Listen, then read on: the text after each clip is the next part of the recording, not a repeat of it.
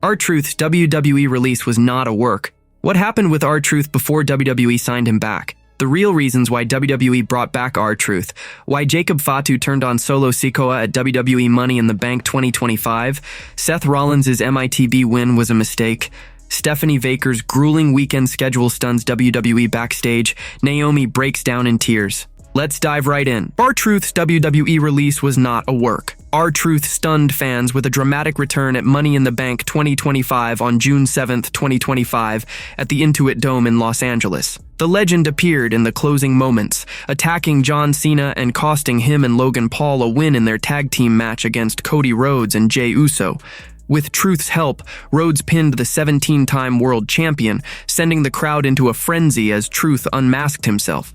His comeback raised questions about whether his recent WWE release was a storyline, especially after Truth announced last week on social media that his contract was expiring, thanking fans and WWE for the memories. According to wrestling insider Corey Hayes, RTruth's departure was not a work, it was genuine. Adding weight to this, Carlito was also released last week alongside Truth, with the former Judgment Day member confirming on X that his contract wasn't renewed. Carlito, now the WWC Puerto Rico champion, is expected to hit the indie circuit. This suggests WWE's releases were legitimate, but Triple H and the creative team may have reversed course on Truth, bringing him back for a surprise. Post-event, WWE quickly reinstated Truth's merchandise on the WWE shop, but with a twist. It's listed under his real name, Ron Killings, not RTruth. No official word explains the name change yet. It's unclear how this storyline will unfold with the former WWE champion's return. What do you think about RTruth's real release and shocking return at Money in the Bank? What happened with RTruth before WWE signed him back? RTruth's return to WWE at Money in the Bank 2025 on June 7, 2025, was a last-minute decision driven by massive fan backlash.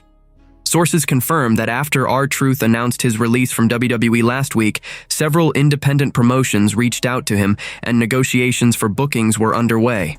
However, those talks abruptly halted, signaling that WWE, under Triple H's direction, re-signed Truth just days before the premium live event.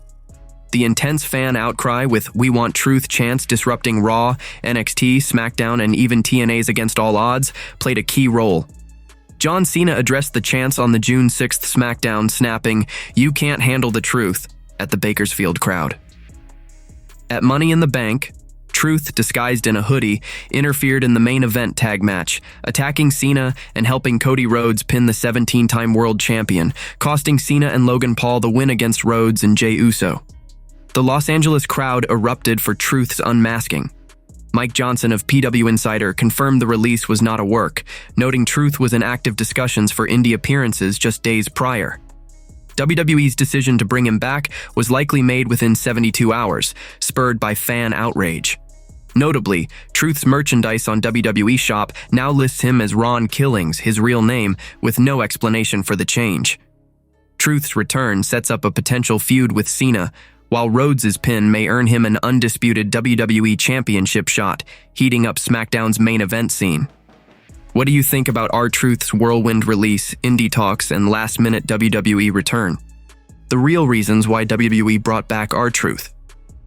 RTruth's shocking return sent fans into a frenzy, but the backstory reveals a mix of backstage chaos and strategic planning. Sean Ross Sapp of Fightful, speaking live on X, confirmed that RTruth's release was not a work, with no agents, talent, or staff believing it was scripted. Many had heartfelt, emotional conversations with Truth, Ron Killings, throughout the week, making it unlikely he'd deceive colleagues he's known for 5 to 15 years. There are no agents. There are no talents. There are no staff that this is a work. Many of them had a very sincere, emotional conversations with Ron Killings throughout this week. I find it very hard to believe that Ron Killings would do that to people that he's worked with for 5 to 10 to 15 years, Sapp said. Sapp's source revealed the true trigger for Truth's return. WWE's leadership, rattled by intense fan backlash and negative press, brought him back to save face. Nope. What it is, because the powers that be don't want to look bad in the news. They were getting obliterated, and they were shook, the source said. Here are 3 key reasons why RTruth returned at Money in the Bank. Number 1. Fan Backlash forced WWE's hand. After RTruth announced his contract wasn't being renewed, fans hijacked Raw, SmackDown, NXT, and even TNA's Against All Odds with "We Want Truth" chants. The overwhelming support, especially during a SmackDown segment where John Cena mocked Truth's release, likely pushed Triple H to reverse the decision. Known for listening to the WWE Universe, the Game brought Truth back to appease fans, leading to his dramatic interference at Money in the Bank, where he helped Cody Rhodes pin Cena. Number 2. Building heat for John Cena's final run. Cena, who defeated Truth at Saturday night's main event and taunted fans with "You can't handle the truth" on SmackDown, is in his farewell tour, set to retire in 2025.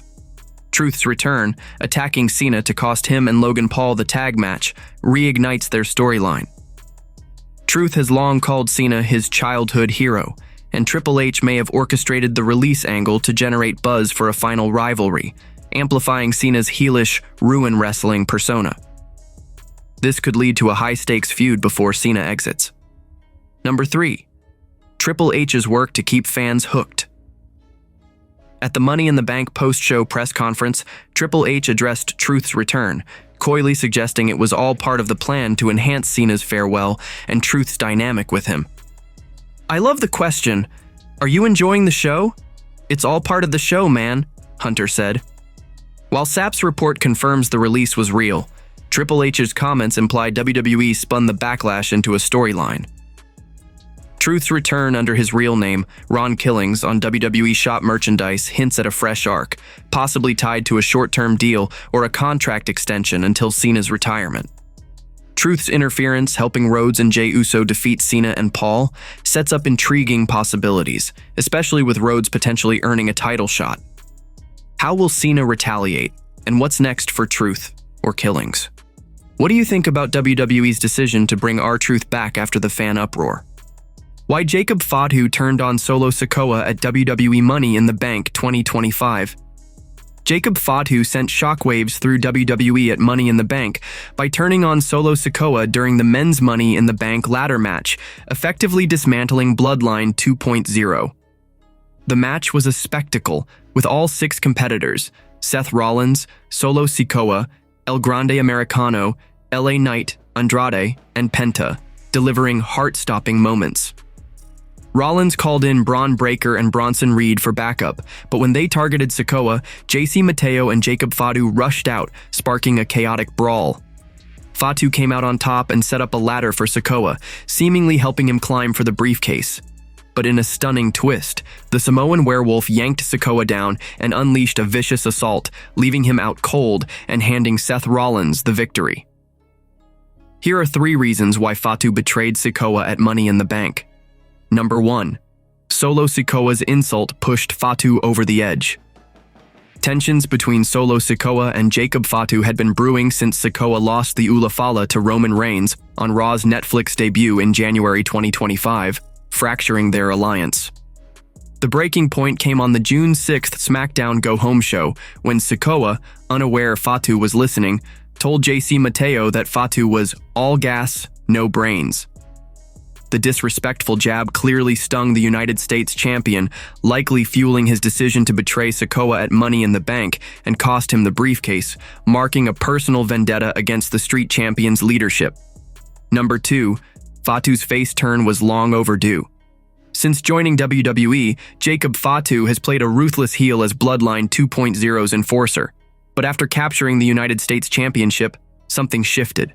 Fans began rallying behind the Samoan werewolf, drawn to his raw intensity and in-ring prowess. His betrayal of Sikoa at Money in the Bank sets the stage for a major babyface turn on SmackDown, allowing Fatu to launch a solo run as a fan favorite. This move capitalizes on his growing popularity and positions him as a top singles star on the Blue brand. Number 3. Bloodline 2.0's final chapter. The Bloodline Civil War ended when Roman Reigns reclaimed the Ulafala from Sikoa, leaving Bloodline 2.0 rudderless. Sikoa's leadership faltered, and the faction felt fractured, especially with JC Mateo's arrival stirring more unrest. Fatu's turn on Sikoa at Money in the Bank likely signals the end of Bloodline 2.0, at least for now. This betrayal paves the way for Fatu, Sakoa, and Mateo to pursue individual paths, potentially setting up new rivalries or singles runs for each member of the once dominant group. What do you think about Jacob Fatu's betrayal of Solo Sikoa and the collapse of Bloodline 2.0 at Money in the Bank 2025? Seth Rollins' MITB win was a mistake? Seth Rollins cemented his legacy at Money in the Bank, becoming a two-time men's Money in the Bank winner, vowing to steer WWE's future with the briefcase in hand. The Visionaries' victory at the Intuit Dome in Los Angeles was hard-fought, but not without controversy, as Bronson Reed and Braun Breaker cleared a path for him to grab the case. Surprisingly, neither CM Punk nor Sami Zayn, who had vowed to stop the architect, appeared to intervene. While Rollins, a top star and workhorse for over a decade, is a safe choice, some argue other competitors could have benefited more from the win. Here are 3 stars who might have been better picks for the 2025 Money in the Bank briefcase. Number 1. Penta needed a game-changing push. Penta arrived in WWE with massive hype, known to even casual fans from his stints in TNA and AEW. The luchador started strong, winning early matches and earning an Intercontinental title shot at WrestleMania 41, only to lose to Dominic Mysterio, who claimed his first main roster singles title with Judgment Day's help. Penta fell to Dirty Dom twice more, stalling his momentum. A Money in the Bank win in Los Angeles, where Penta has a huge following, could have catapulted him into the main event scene, giving the high-flying star the monumental push his talent deserves. Number 2. Solo Sikoa deserved a rebound victory. Solo Sikoa burst onto the scene as the Bloodline's silent enforcer, even defeating John Cena in Saudi Arabia. After Roman Reigns' post-WrestleMania break, Sakoa led Bloodline 2.0, challenging Cody Rhodes for the undisputed WWE Championship. But since those feuds, Sakoa's been booked as a stepping stone, losing to Reigns and other top faces. A Money in the Bank win could have revitalized his credibility, forcing Jey Uso to confront his brother and injecting new life into Uso's World Heavyweight Championship reign, which needs a spark. Number 3. LA Knight was primed for his moment. 2025 felt like LA Knight's year to finally claim the Money in the Bank briefcase. Competing in his 3rd straight ladder match, the megastar came agonizingly close to winning in prior years and again in his hometown of Los Angeles. Rollins' faction steamrolled the field, robbing Knight of his moment. With fewer title shots in his WWE career compared to Rollins, who had one post-WrestleMania, Knight didn't need the briefcase to justify a push. He earned it through fan support and grit. A hometown victory would have been a rare, crowd-pleasing triumph. While Rollins' win reinforces his status as a top star, the case could have elevated Penta, Sakoa, or Knight to new heights, addressing their respective slumps or untapped potential. What do you think about Seth Rollins' Money in the Bank victory, and whether it should have gone to Penta, Solo Sikoa, or LA Knight instead? Stephanie Vaquer's grueling weekend schedule stuns WWE backstage. Stephanie Vaquer turned heads with her relentless performance across 3 matches in just 24 hours, earning high praise from fans, veterans, and Triple H himself. The 32-year-old star, known as La Primera, kicked off her hectic weekend on the June 6, 2025 SmackDown, competing in a 6-woman tag team match alongside Rhea Ripley and Alexa Bliss. She then teamed with Lola Vice at Worlds Collide, defeating Chick Tormenta and Dallas. Vaquer capped it off with a show-stealing effort in the Women's Money in the Bank ladder match on June 7, 2025, at the Intuit Dome in Los Angeles. At the post-Money in the Bank press conference, Triple H singled out Vaquer's tenacity, comparing her drive to his own early career hustle. Some talent had to pull double duty today, talent that we're not used to seeing. Octagon Jr. working twice, Stephanie Vaquer working 3 times in the last 24 hours, I think, and them just loving it.